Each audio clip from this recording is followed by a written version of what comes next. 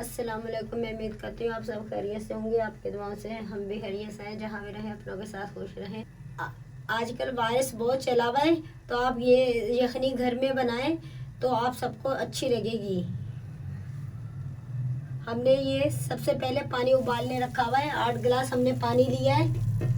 पानी जो हमारा उबल गया है, ये हमारे पास हड्डियों के साथ आधा किलो चिकन है। इसमें रान भी है और ये हड्डियाँ भी है, गर्दन भी है, पाए भी है, गोश्त भी है।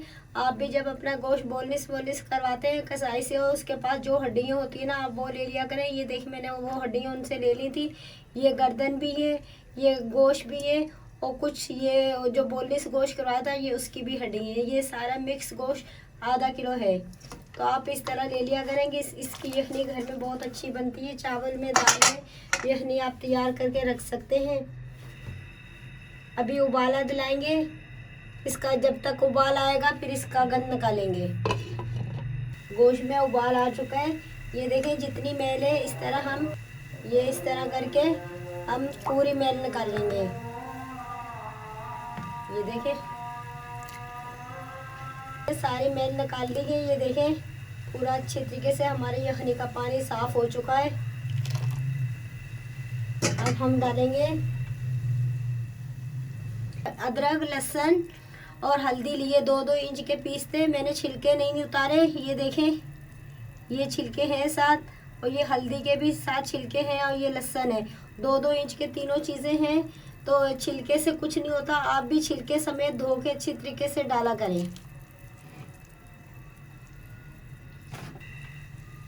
अब टमाटर वाला यखनी सूप बना रहे हैं। ये मैंने 2 नॉर्मल साइज के टमाटर लिए थे। वज़न में ये हैं 150 ग्राम, और वैसे नॉर्मल 2 साइज के हैं। ये 15 काली मिर्चें ये डालेंगे साबुत। 1 चम्मच नमक।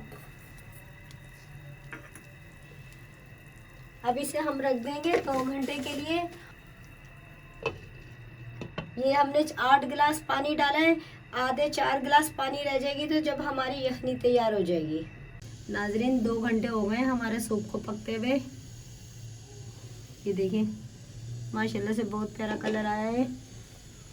अब इसको छन्नी में छान लेंगे नाजरीन। टमाटर का यूँ इस तरह करके ना, ये इस तरह करके पेस्ट बना लेंगे ताकि टमाटर अच्छी तरीके से वो घुल जाए। ये इस तरह करके टमाटर का पेस्ट बना लेंगे। नाजरीन हमारा सूप तैयार हो गया है। हमने छान लिया है, छन्नी से छान के सूप अलग कर लिए, हड्डियाँ अलग कर ली हैं। हमने चिकन का रेशा करा है, ये हम अपने सूप के अंदर डालेंगे। पाए का भी हमने पूरा साबुत रेशा निकाल लिया है।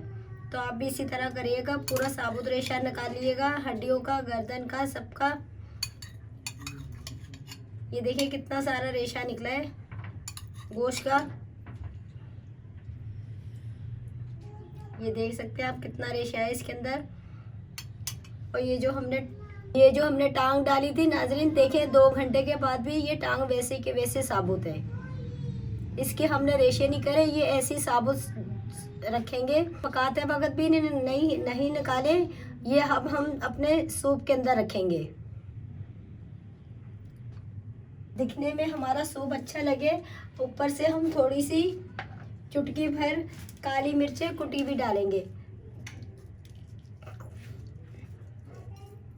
अगर मेरी वीडियो अच्छी लगे नाजरीन आगे बढ़ाइएगा, सब्सक्राइब कीजिएगा, शेयर कीजिएगा, लाइक कीजिएगा। नाजरीन अल्लाह हाफिज़।